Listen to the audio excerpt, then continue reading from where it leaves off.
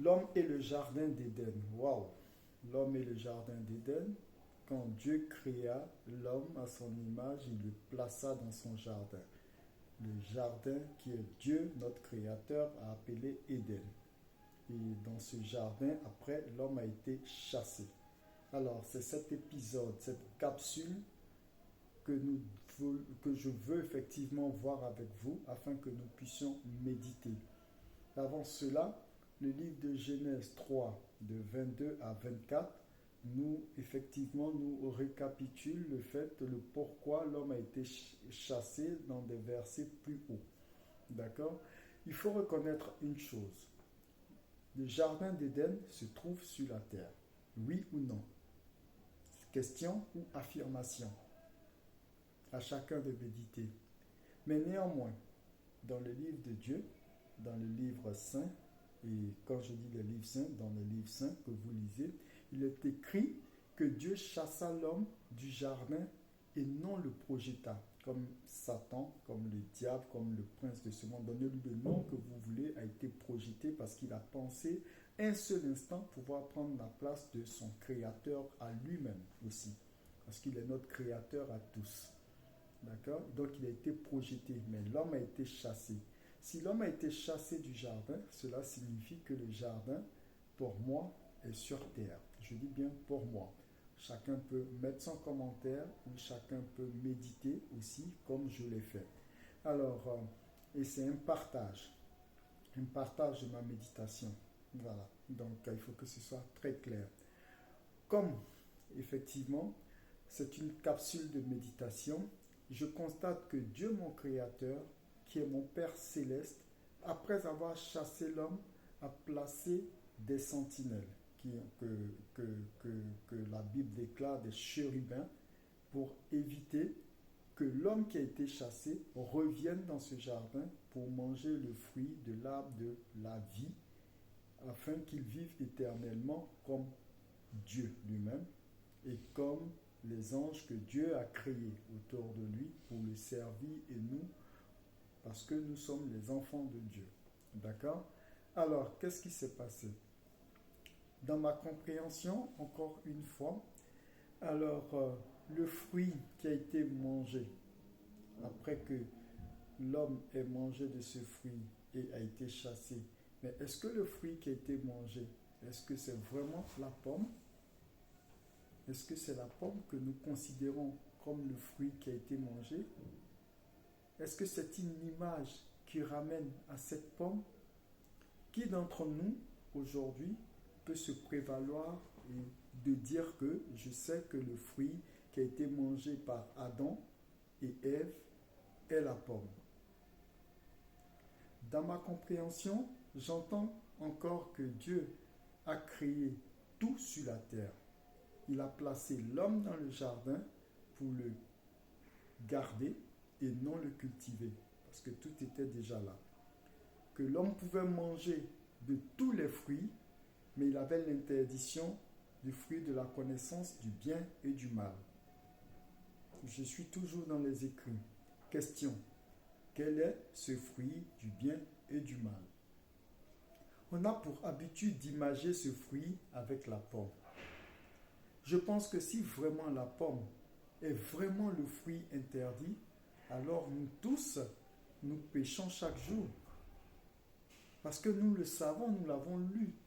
Dieu a écrit, c'est le fruit du bien et du mal que nous ne devons pas manger. Donc dans ce cas, tous les jours, c'est-à-dire nous enfreignons la parole de Dieu qui dit de ne pas manger ce fruit de la connaissance du bien et du mal. Donc nous désobéissons.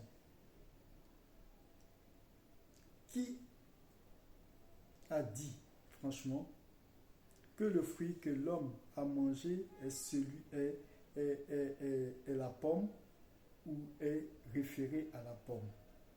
Et si cela était la vérité, dans ce cas, c'est vrai que nous tous nous désobéissons chaque jour. Moi, ma question, c'est de savoir quel est le fruit qui a créé la chute de l'homme. Ce fruit n'a pas été énuméré, ce fruit n'a pas été imagé, ce fruit n'a pas été dit dans la Bible. Tout ce qui a été dit, c'est que c'est le fruit de la connaissance du bien et du mal. Je suis curieux de savoir dans mes recherches quel est ce fruit. Ce fruit qui a créé la chute de l'homme, ce fruit qui a créé le péché dans ce monde, quel est vraiment ce fruit? Est-ce que ce fruit c'est la fornication? Est-ce que c'est vraiment un fruit? Parce que après cela, juste le temps où ils sont chassés du jardin, qu'est-ce qui se passe? Je ne sais pas. Mais une chose est certaine, c'est que les Juifs, qui sont le peuple de Dieu, est-ce que effectivement ils consomment ou bien est-ce qu'ils mangent la pomme? Ça fait rire. Parce qu'on va se dire, on ne va pas aller vérifier. Pourquoi ne mangerait-il pas la pomme? Mais vu que la pomme c'est imagé depuis le temps des temps, depuis des lustres, on nous parle de la pomme, de la pomme. Et nous, la pomme, c'est quelque chose que nous consommons régulièrement, chaque jour. C'est partout dans les super. C'est un fruit de luxe que nous consommons chaque fois. Donc, est-ce que vraiment les Juifs consomment ce fruit-là? C'est une curiosité que j'ai envie c'est une curiosité à laquelle j'ai envie d'avoir une réponse. Je crois que nous devons faire des recherches parce que ce fruit reste toujours interdit pour notre Créateur, pour nous. C'est-à-dire notre Créateur jusqu'à aujourd'hui, rien n'est dit que ce fruit ne devrait pas être mangé. Et si nous sommes sauvés par la grâce de notre Seigneur Jésus-Christ, c'est parce qu'à chaque fois, nous venons, peut-être nous nous confessons, et peut-être aussi que l'enlèvement dure parce que ce fruit existe parmi nous. Parce que peut-être aussi, il y a beaucoup de choses à voir. Il faut qu'on essaie de creuser, il faut qu'on essaie de voir, il faut qu'on essaie, par la grâce de Dieu, d'être de bons lecteurs, d'écouter la voix de Dieu, d'écouter la voix de l'Esprit, d'écouter la voix de notre Seigneur, d'écouter, quelle que soit la religion où nous sommes, sachant que Dieu existe et que nous tous, nous sommes des pécheurs et nous tous, nous sommes étrangers sur cette terre des hommes. Et le jardin d'Éden, je crois, de ma part, avec ma méditation, est sur cette terre. Que faire? Que dire? Je continuerai ma méditation. Je vous invite aussi à faire l'exercice avec moi de méditation parce qu'il est très important que chacun médite. Parce que, comme on le dit, chacun rendra compte devant Dieu.